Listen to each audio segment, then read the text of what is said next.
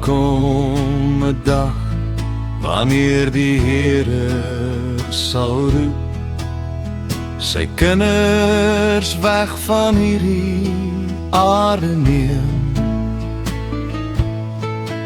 Ons sal opstyg deur sy wonderbare genade en ons verlosser van aangesig tot aangesig sien.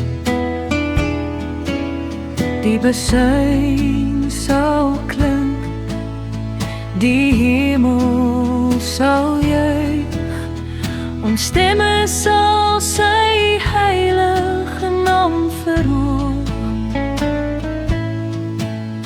Met Jesus vir altyd tot in ewigheid sal ons leef in sy heerlikheid en vrede.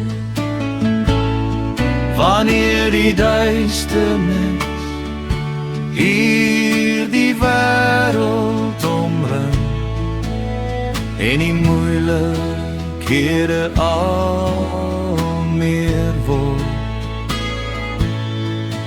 wanneer daar van droefheid en swaar kry kom, onthou gelowige, die Here is naby. Ons hoef nie te bewe nie, ons hoef nie te vrees, want Jesus ons verlosser sal ons bewaar. Of ons lewe, of ons sterwe, ons behoort aan hom. Ons ware tuiste is daar bo in die hemel. As jy wedergebore is in Christus Jesus, het jy 'n hoop wat nooit sal vergaan.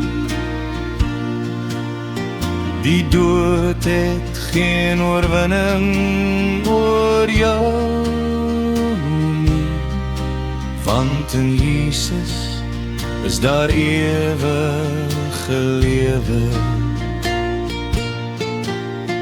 Die dag mag kort wees, die uur mag naby wees, maar God se kind hoef nooit bang te wees.